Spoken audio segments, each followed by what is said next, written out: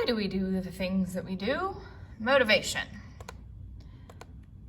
All right, so the motivation, basic understanding, what makes you within yourself or outside of yourself, behave a certain way to reach a goal. Now, are you thinking about something? Or are you needing something? So let's go back. So we think, motive for a crime, why would somebody think a certain way? All right, but if we go to a need, something that we have to survive, and those basic needs, love, food, water, shelter, basic clothing.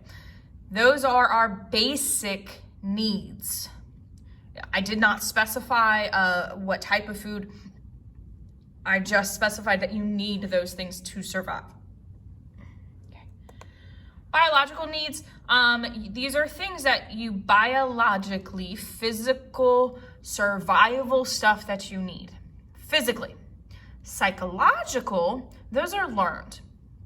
And it's not because you didn't get something physically, but it's something that would motivate you to do something to increase your self-esteem, or fill a void inside of you. And that goes into a lot of different modes. That can be, you can look at the Enneagrams, you can look at psychological needs as in love and affection, physical needs. You can look at what your buckets are, and that's a weird understanding or a weird question to ask, but if you're looking at what your parents or your raisins, the people who are raising you, either gave you or didn't give you that you craved, that's your psychological need, not the biological need, the psychologically. All right, so what drives us to get those things? It's not just the motive, it's behind the motive. So if you don't have food or water at home, you're more likely to go steal, and that's survival. But if you need physical connection, and that means a hug, a high five, a pat on the back, that type of physical, you are going to then drive to connect with a human that way. There are theories behind motivation. You've got your instinct theory, which is that's the animal, that's the physical, some of the physical stuff. With humans, that doesn't fully work because we have too much psychological stuff in us. And I just realized you guys can't see some of this. So I'm gonna move this, see if I can move this without breaking anything. There we go. But like fish, animals, dogs, that's the instinct. What does your dog instinctually or cat instinctually do? You didn't have to teach them, but they do it. That type of stuff. You've got Clark Hull's drive reduction. This is, something's unpleasant, so we're not gonna do it again. Or we're gonna find a way to get away from it. And this example is perfect. You need food and water, okay? So the drive behind it is hunger and thirst. How can I stop the hunger and thirst? I can eat or drink something, and I can find a way to find food. Your body wants to be in a homeostasis. It wants to be homeostasis. There we go.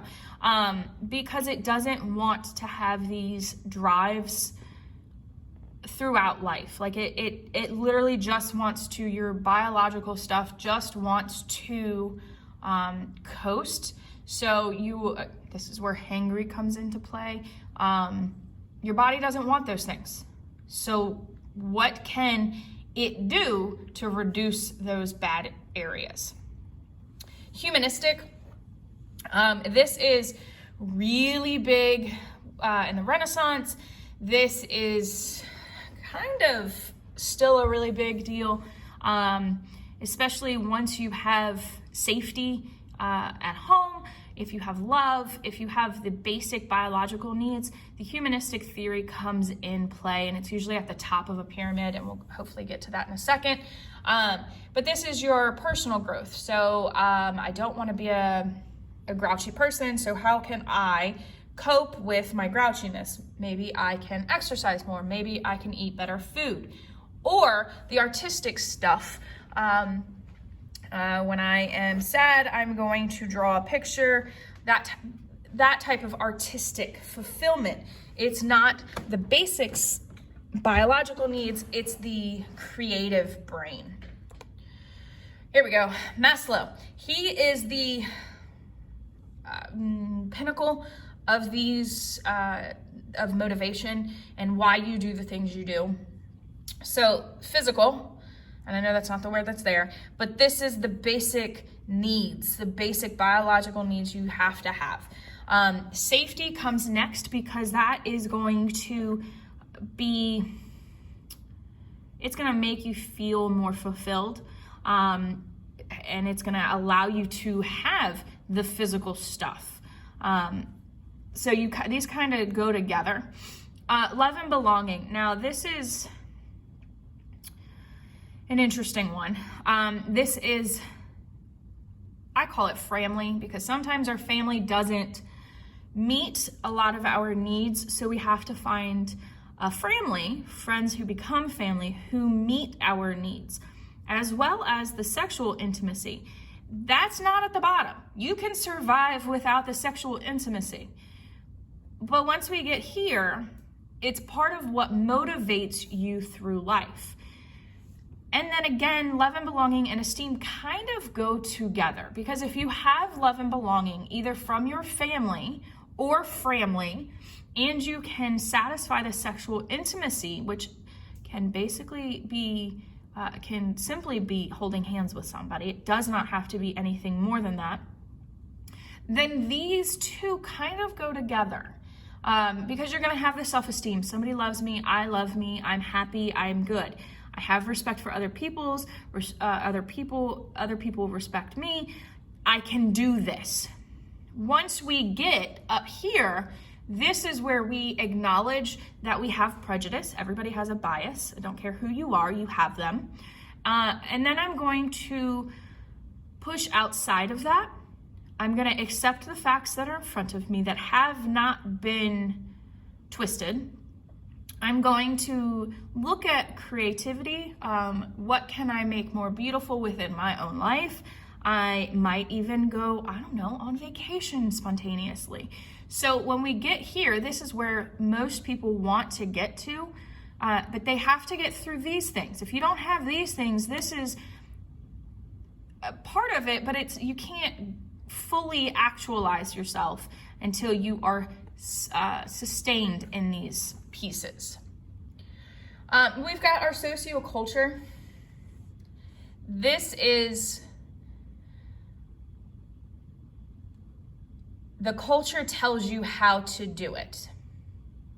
And a lot of people are having issues, especially the older generations, because of social media.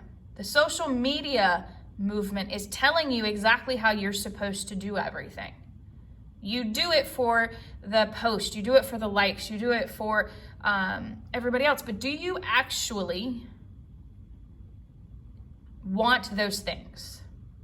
The culture of today has told you to go eat the burritos, eat the pizza, eat the egg rolls, eat the hamburger, cheeseburger, whatever, or maybe even change the meat to the vegetarian version.